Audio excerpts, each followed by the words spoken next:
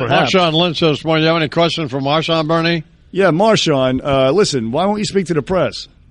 I'm just here so I don't get fired, boss. Oh. You know, Marshan did speak yesterday a little bit to the press, boss.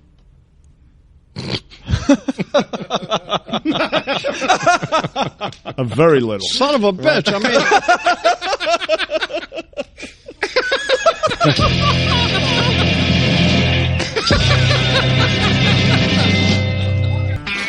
Jesus, Bernard is stupid.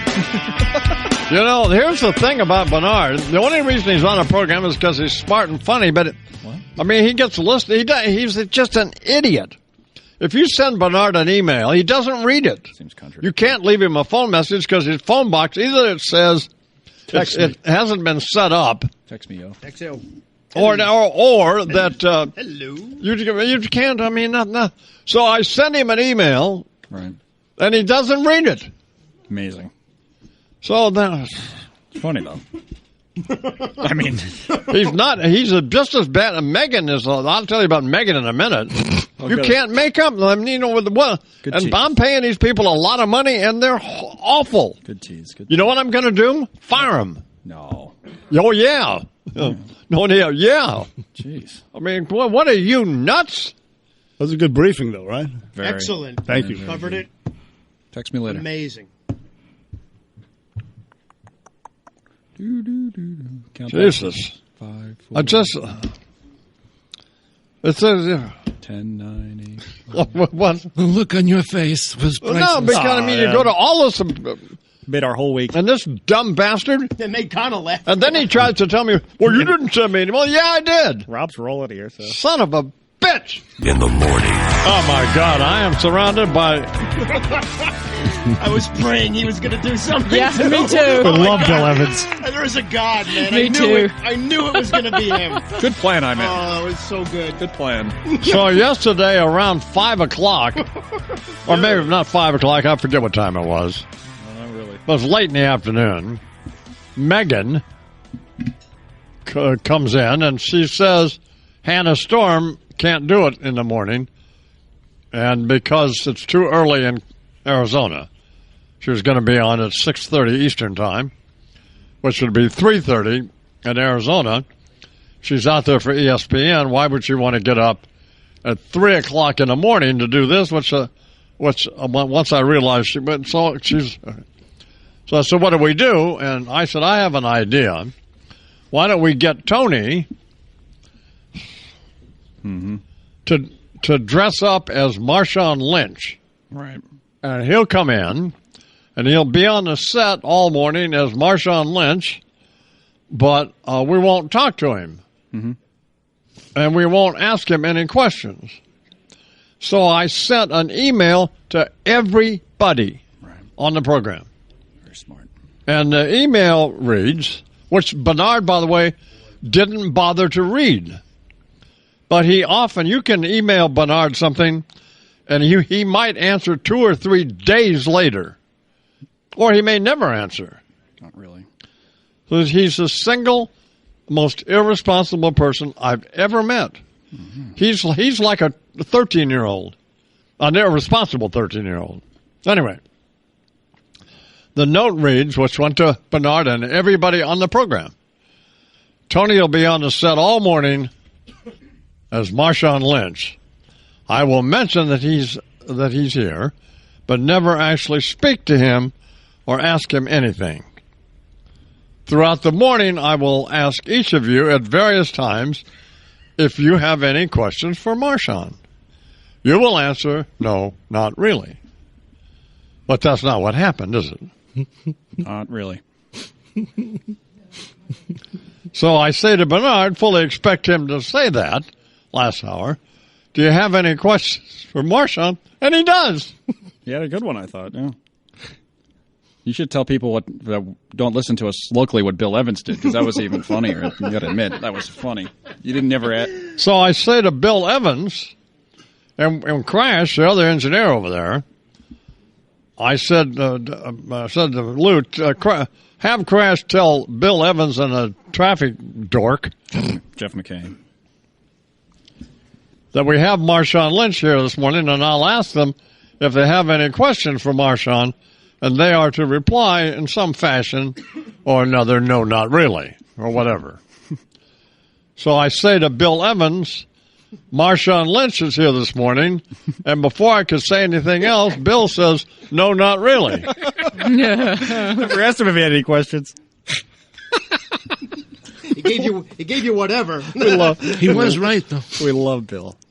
Now,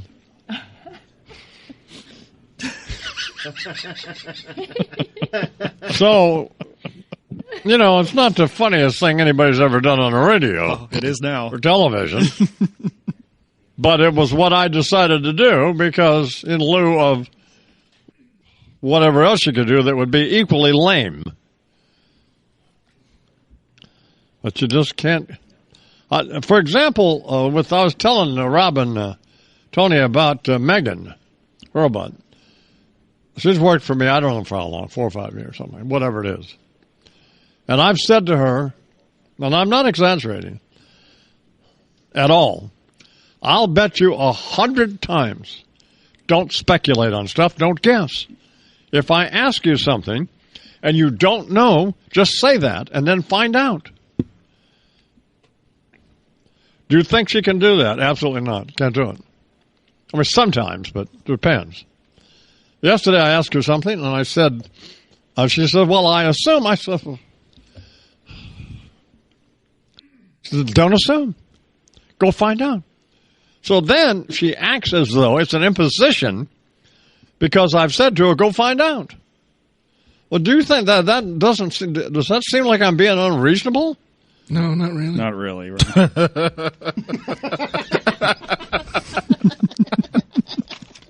And then about 50% of the things you ask her to do, she'll forget to do. For example, this is kind of good. Deirdre had to have some blueprints, had a copy of some blueprints done to send to old Martha out there, and the architect out in Texas. So she says to Megan, could you make these blueprints? Get a copy of them. So it's the other day.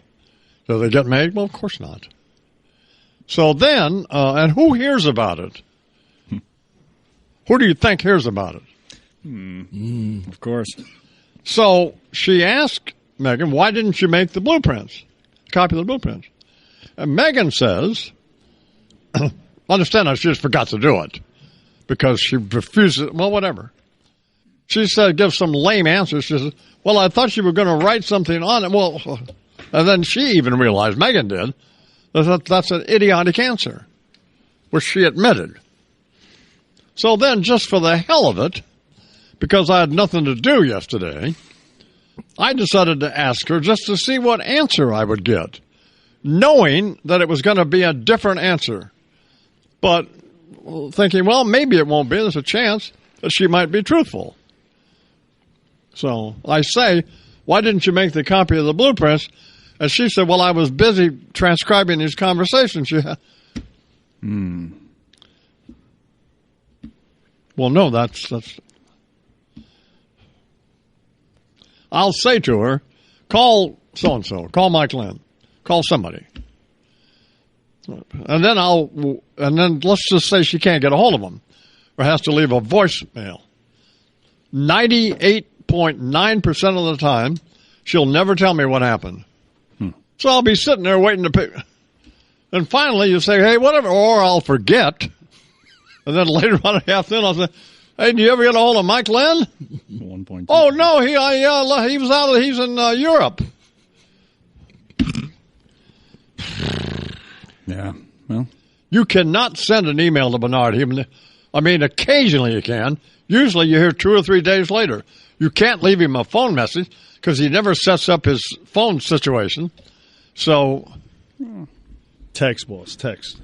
Yeah, he's new school. Well, he emailed me this morning, I got to say, about the show. Yes. So, thank Well, you. the text is not. You wouldn't answer a text either. You're lying.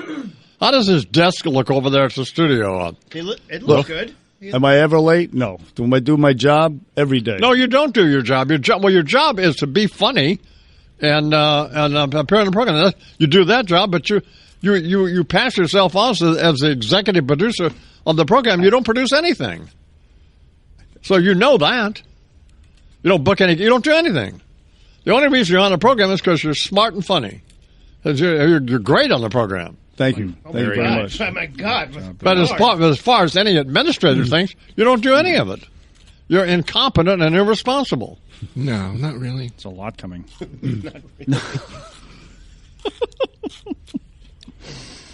Not really.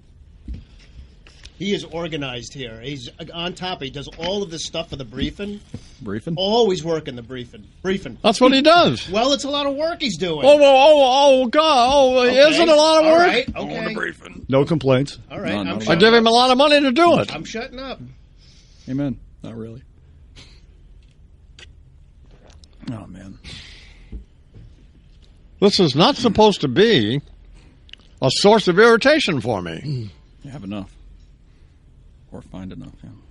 And, of course, I blow everything out of proportion No. Not really. No, really? Not really. No. and overreact to everything. Never. So you have to factor that in. I mean, does any of this stuff in the grand scheme of things make any difference? Of course not. Not really.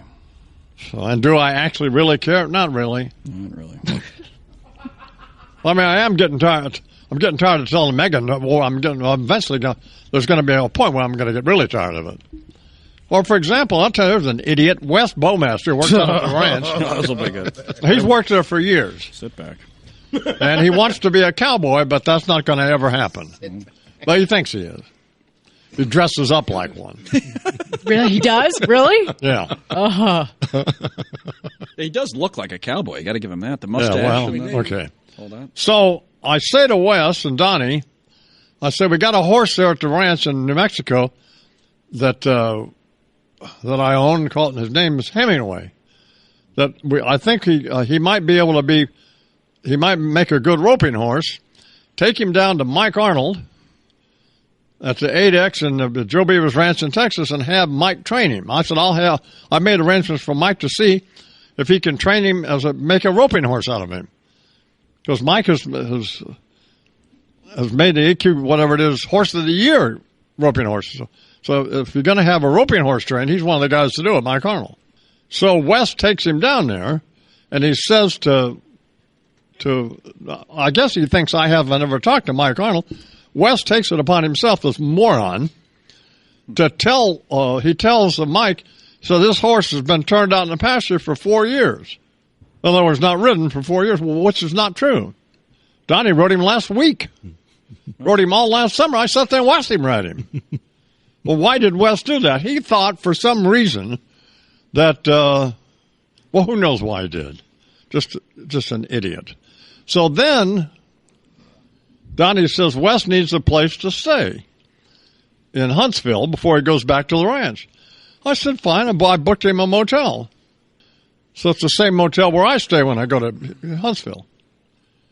So I called him yesterday, or Megan does. And they say, by the way, Mr. Bowmaster never showed up. You know why he didn't show up? Well, he just didn't feel like it, I guess. He decides to sleep in the truck, and then he felt pretty good, so he had enough uppers. So then he decides to drive back to the ranch. Wow. But he doesn't call the people at the motel to tell them he's not going to be there. So guess who gets charged for the room? I do. So Mike Arnold says to me, yeah, Wes said the horse had been. I said, what are you talking about? That's why when he's he's deflating his footballs, stuff like that happens. People who work for you or around you do stuff all the time.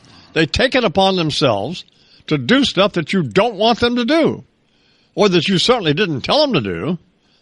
I didn't tell Wes to tell Mike Arnold anything. Or to deflate. We told Wes, just take the horse down there and shut up. Don't take it upon yourself to do anything. So Wes takes it upon himself to give Mike some erroneous information, idiotic information. I wouldn't be surprised if that idiot Wes didn't let the air out of the footballs. I think it's probably who it was. Wes Bowmaster. Marshan Lynch says, well, you have any